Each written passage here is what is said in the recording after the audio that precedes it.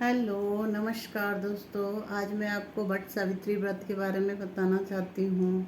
ये व्रत ज्येष्ठ मास की अमावस्या तिथि को पड़ता है।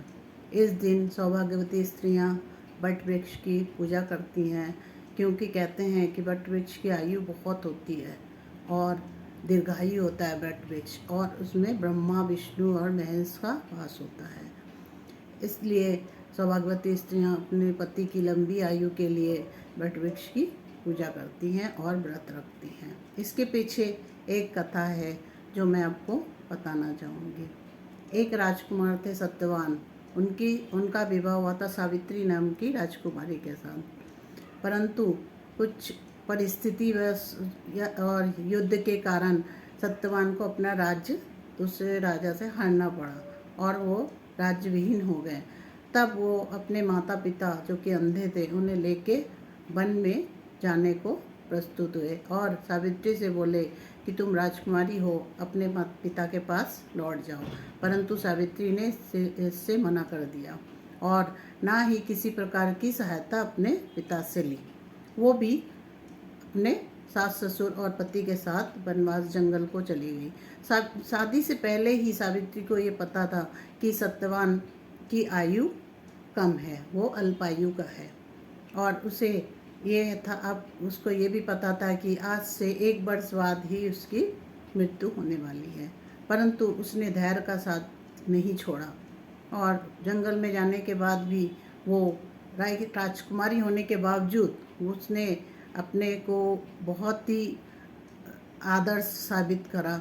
जैसे कि उस सुबह उठ के नित्य क्रिया से फारिग होके वो पूजा पाठ भक्ति भाव से पूजा पाठ करती, फिर अब श्रद्धा से अपने सास ससुर की सेवा करती, पति की सेवा करती और दिन भर घर के सारे काम करती। इस तरह उनके दिन व्यतीत होने लगे। 1 साल बाद वो निर्धारित दिन जब आया तो सत्यवान को तो वो दिन याद नहीं था, लेकिन सावित्री जानती थी।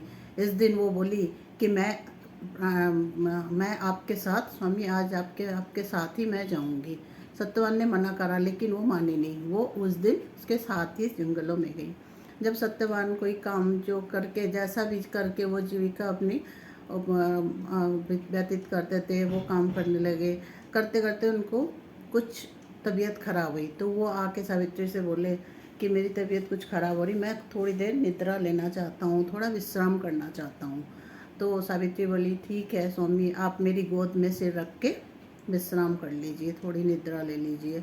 तब सत्यवान निद्रा में चले गए। निद्रा क्या, वो तो चिर निद्रा में चले गए और यमराज आ गए उनके प्राणों को लेने के लिए।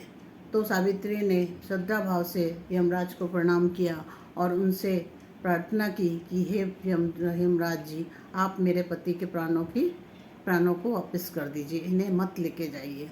लेकिन यमराज बोले बेटी, ऐसा नहीं हो सकता, ये तो प्रकृति का नियम है कि जिसका जन्म हुआ है मरण होना है, और जिसकी आयु जितनी है वही होगी।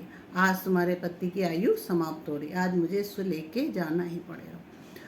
तब सावित्री भी, जब यमराज उसके प्राणों को लेके चलने लगे, सावित्री उनके पीछे पीछे चलने लगी। कुछ दूर जाने के बाद यमराज जी ने पलट के देखा तो सावित्री पीछे चली आ रही थी। तो वो सावित्री से बोले बेटी, ऐसा नहीं, आपको तो वापस लौटना पड़ेगा, मैं आपके पति के प्राणों को वापस नहीं कर सकता हूँ।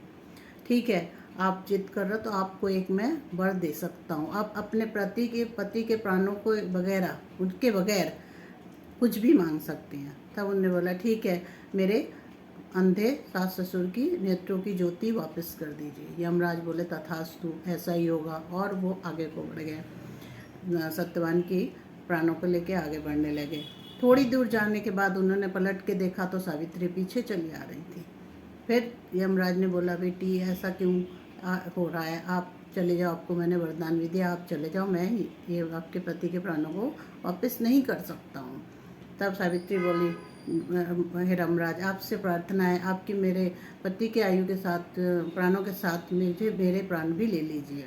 यमराज बोले ऐसा नहीं हो सकता, अभी तुम्हारी आयु है, अभी तुम्हें पृथ्वी पर रहना है, और ठीक है, मैं तुमसे तुम्हारे पतिव्रता धर्म से बहुत प्रसन्न हुआ, इसलिए तुम दूसरा कोई भी एक वरदान मांग सकती हो, बस पति के आयु मत मांगना। तब सावित्री ने सोच के कहा ठीक है महाराज, तो फिर आप मेरे सास ससुर के राज्य को वापस कर दीजिए। उनका जैसा ऐश्वर्य था, राज्य था, वो सारा संपत्ति धन था सब वापस कर दीजिए। यमराज बोले तथास्तु, ऐसा ही होगा। फिर वो आगे जब बढ़े, थोड़ी दूर जाने के बाद उन्होंने देखा पलट के, तो सावित्री फिर पीछे पीछे चली आ रही थी। तब उन्होंने बोला, यमराज ने बोला, बेटी अब ये हट अच्छी बात नहीं है, मैंने बार बार कहा है लौट जाओ, चले जाओ। तो सावित्री बोली, मेरे जीवन का कोई मूल्य नहीं है, मेरे पति के जीवन के बिना मेरे जीवन का कोई मूल्य है, कृपया आप मुझे भी लेके जाए। तब यमराज बोले, ठीक है, तुम्हें मैंने 2 वरदान दिया, तीसरा वरदान भी तुम एक और वरदान ले लो। तो मैं 3 वरदान तुम्हें पति के आयु के बदले में तुम्हें मैं 3 वरदान दे रहा हूँ, तो तीसरी वरदान तुम मांग लो। तब सावित्री बोली, ठीक है, आप मुझे पुत्रवती होने के आशीर्वाद दीजिए। यमराज बोले तथास्तु बोल के वो आगे चलने लगे। आगे गए, थोड़ी दूर बाद पलट के देखा, सावित्री फिर पीछे चली आ रही थी।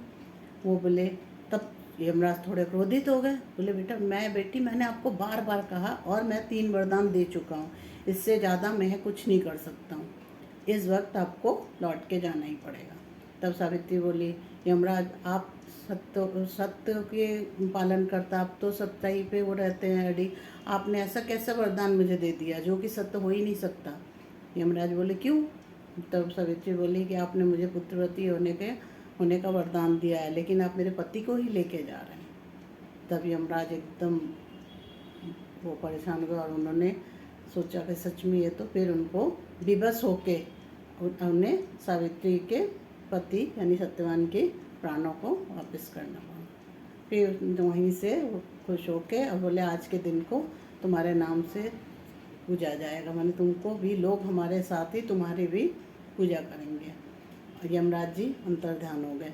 तब सावित्री वहीं इसी स्थान पे भाग के आई जहाँ सत्यवान के शरीर था, मतलब प्राण तो ले ही गए थे यमराज जी, शरीर पड़ा तो वहाँ भाग के आई। तब देखा सत्यवान ऐसे उठ के बैठे जैसे सो रहे होंगे, निद्रा से उठे। और फिर वो जब लेके उन्हें आई, उनको राज्य मिल गया, उनके सास ससुर की आंखें ठीक हो गई सारी। उस तब से सत्य सावित्री की पूजा की जाती है, उनको देवी माना जाता है। और आज के दिन ही इस पूजा को बट सावित्री पूजा के नाम से जाना जाता है। इस बार ये बट सावित्री अमावस 26 मई को पड़ रहा है, 26 मई 2025 को पड़ रहा है। इसी के साथ अब मैं ये कहना चाहूँगी, अगर आपको वीडियो अच्छी लगे तो लाइक करें, शेयर करें और मेरे चैनल को सब्सक्राइब करें। धन्यवाद।